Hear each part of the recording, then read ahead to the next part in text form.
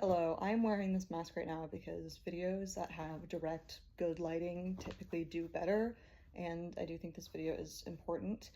First of all, on the 22nd, this app, TikTok, might be changing over for Americans, and we don't exactly know what that means.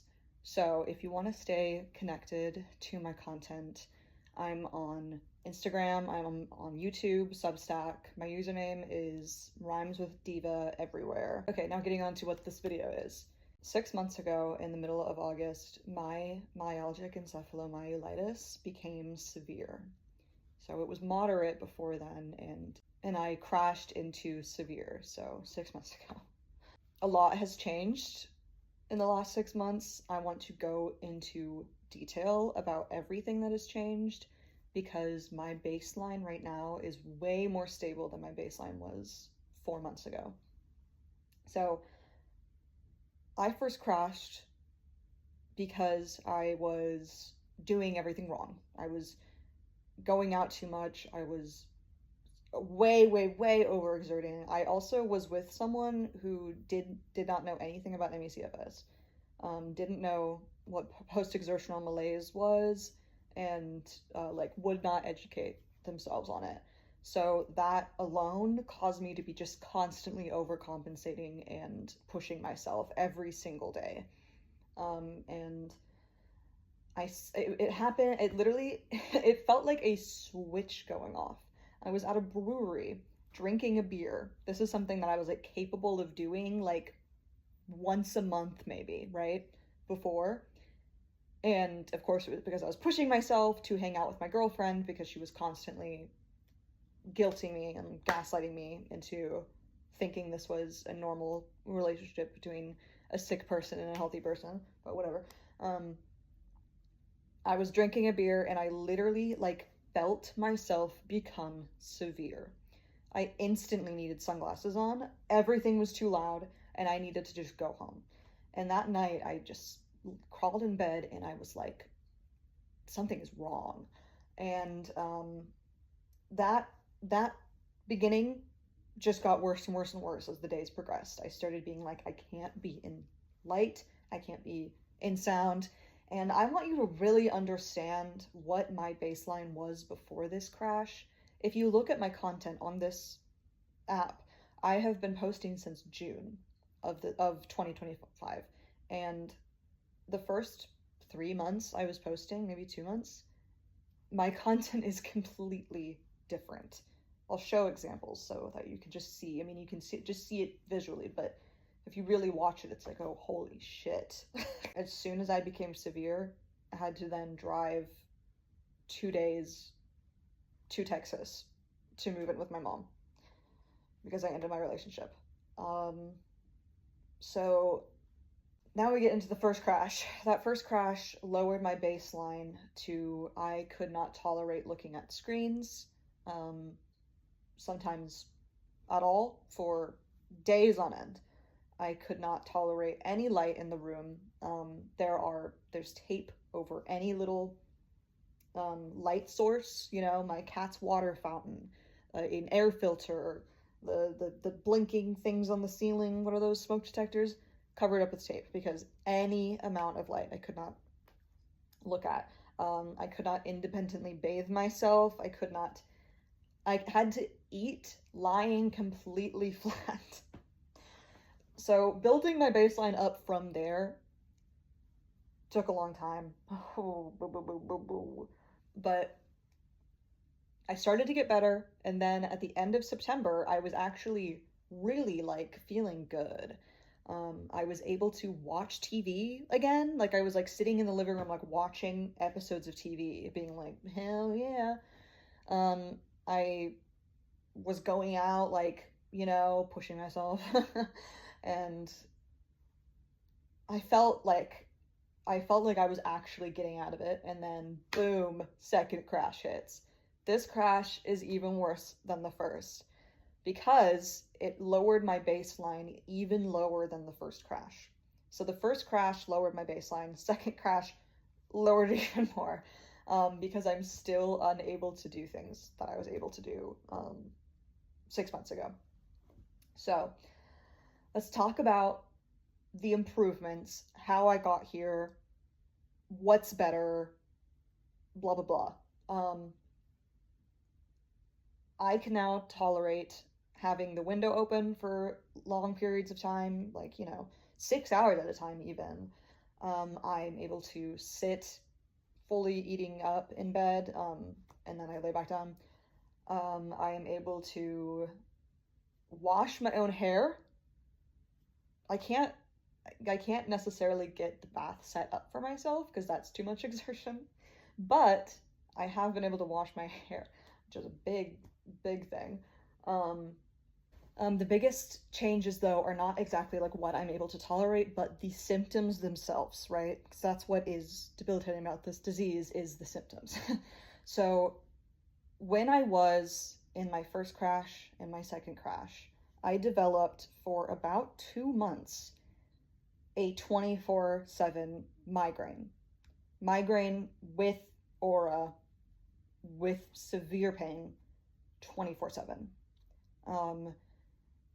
So thankfully I was put on an anti-migraine, a triptan medication.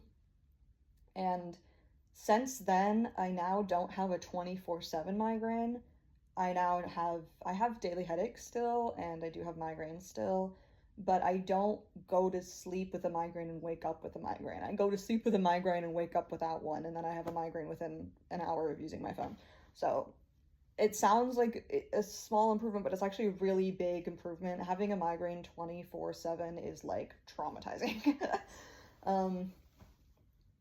So that's the biggest adjustment. Then at the end of October, I started taking low-dose naltrexone. This is the medication that a lot of people are prescribed for long COVID and ME/CFS.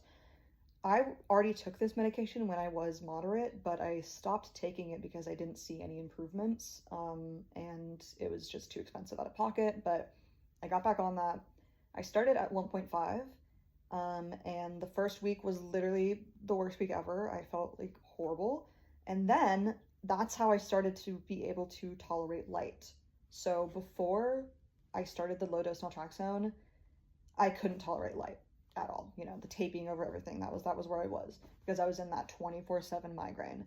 But also just light sensitivity. It's different than a migraine. It's hard to describe. It's almost like a complete, like, light is painful. Light is extremely painful on my eyes. It makes my head hurt. It makes my eyes hurt. It makes me exhausted, like, being in light. It's crazy. So during these 2 months of me being really severe, I ended up losing about 10 pounds. So I got down to a very low weight.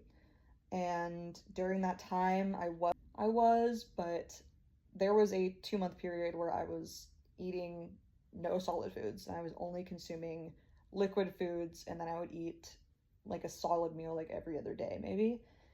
Because of severe stomach pain. I think this is related to my gastroparesis, but I think that my severe crashes really exasperated the symptoms that I was having. But I am going to get checked for vascular compressions because my symptoms really align with that, and I do have EDS, so that is a comorbidity. So that improved like over Christmas time, kind of like a week after Christmas maybe, and I still don't, like, it doesn't feel real because I swear to God it just like went away. But I was in such severe pain that I was not eating. But anyway, since I've been consistently eating food again, that's just improved my overall baseline so much. So basically, since the end of September, I have not had a baseline shift. I have not had a crash that is baseline shifting. So my baseline has not gone over what it is. I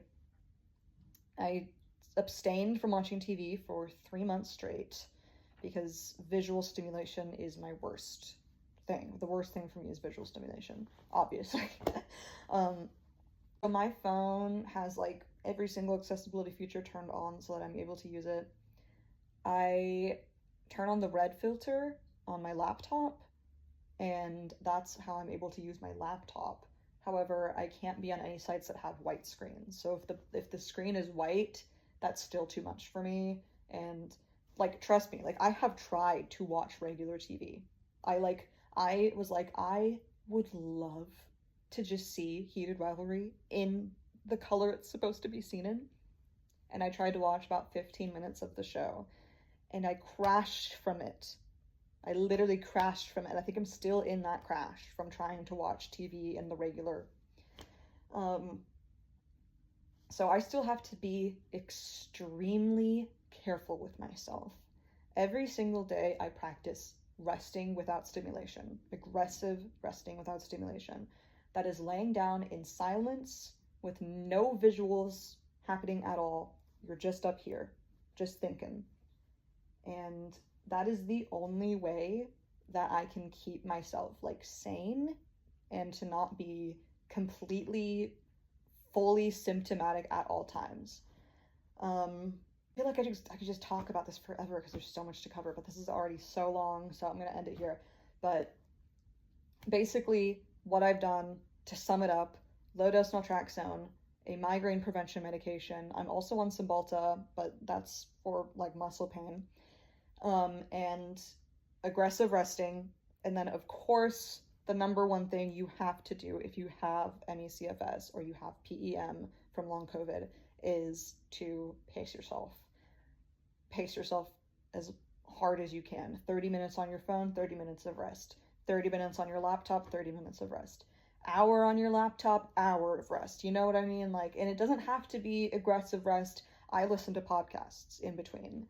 So that's how I usually do it. Typically, I mean, I have to force myself to do it. It's not fun. I literally have to be like, God damn it, I have to listen to a podcast right now because I'm in so much pain. And then an hour later, when my pain is a little bit better, I can continue doing whatever activity I was doing. I've gotten into drawing. I've gotten into making music. I've gotten back into writing a book, with having black screen, gray text, red filter, and then having it be 30 points. Basically, I think I've adapted well to my situation, but the biggest thing is that my baseline has not gone lower since the end of September, which is amazing. And I know I'm doing what I can to have that continue on. Okay.